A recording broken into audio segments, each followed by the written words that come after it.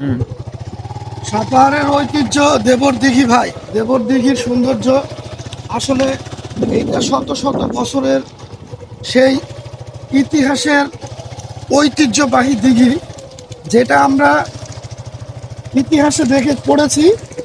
এই দিঘিকে কেন্দ্র করে প্রচুর ইতিহাস রচনা আছে। এই দিঘির সবচাইতে বড় কথা হচ্ছে এই দিঘির ইতিহাসটা এখানকার যারা ময় মুরব্বী আছে তারাও বলতে পারে না, তারা তাদের দাদার কাছ থেকে শুনছে, ইভেন তারা আবার তাদের দাদার কাছ থেকে শুনছে।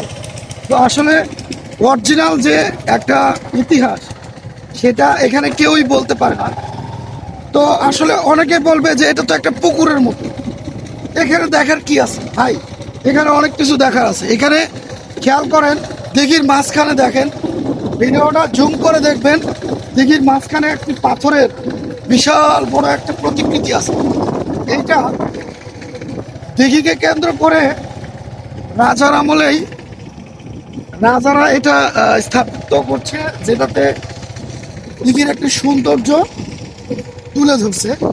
এবং পাশাপাশি এই দিঘিকে কেন্দ্র করে এখানে একটা পর্যটন কেন্দ্রের মতো আছে, যেটাতে আপনারা এখানে এসে আমাদের এই দিঘির যে সৌন্দর্যটা এটা আপনারা উপভোগ করতে পারবেন।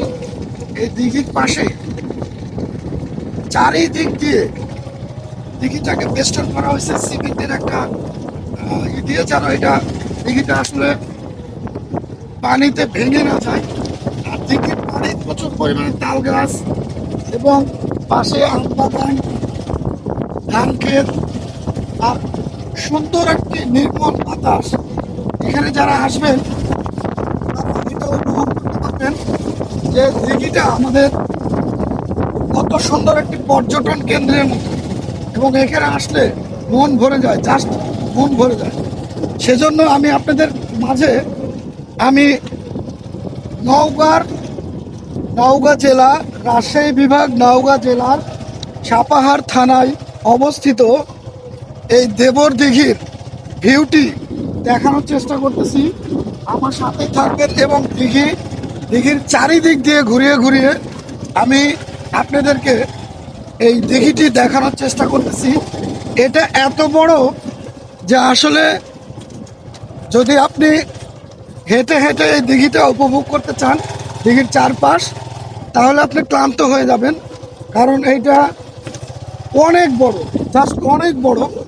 এই দিঘিতে বাণিজ্যিক আকারে মাছ চাষ করা হয় এবং পাশে, দিঘির পাশে আমি যদি দেখাই, প্রচুর পরিমাণে আমের গাছ। এই যে যেগুলো দেখতে পাচ্ছেন আপনারা, এগুলো সবই হচ্ছে আম গাছ এবং ছোট ছোট আম গাছ। এই আম গাছগুলোতে প্রচুর পরিমাণে মুকুল আসছে, হিউজ পরিমাণে মুকুল আসছে। আশা করা যায় আমরা এবছর প্রচুর পরিমাণে আম খেতে পারবো স্বল্প দামে।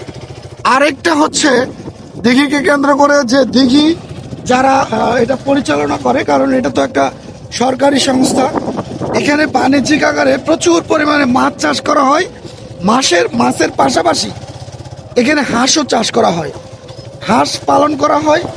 এই যে এখন আপনাদেরকে দেখাবো, এখানে দেশীয় জাতের হাঁস অনেকে আছে না, বাণিজ্যিক আকারে হাঁস পাললে খাকি ক্যাম্বেল পালে, এটা হচ্ছে দেশীয় হাঁস।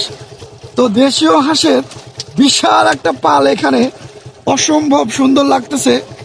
দিঘির পাশে এরকম যাওয়ার মতো একটা রাস্তা, পাশে দিঘি, তার এর পাশে আমবাগান, মাঝখান দিয়ে গ্রামের সেই মেঠো পথ। অসাধারণ সৌন্দর্য একটা উপভোগ করলাম। আপনাদের মাঝে আমি এই সৌন্দর্যটি তুলে ধরার চেষ্টা করলাম। আমার সাথে থাকবেন এবং আমাদের যে এই দিঘির সৌন্দর্যটা আমি আপনাদের মাঝে তুলে ধরার চেষ্টা করলাম। অবশ্যই অবশ্যই আমার ভিডিওটি যদি ভালো লেগে থাকে, তাহলে যদি পেজ থেকে দেখে থাকেন তাহলে আমার পেজটি ফলো করে রাখবেন। আর যদি ইউটিউব চ্যানেল থেকে দেখে থাকেন তাহলে আমার ইউটিউব চ্যানেলটি সাবস্ক্রাইব করে আমার চ্যানেলের পাশে থাকবেন। সবাই ভালো থাকবেন, সুস্থ থাকবেন এবং আদিল ব্লগসের সাথে থাকবেন। আল্লাহ হাফেজ।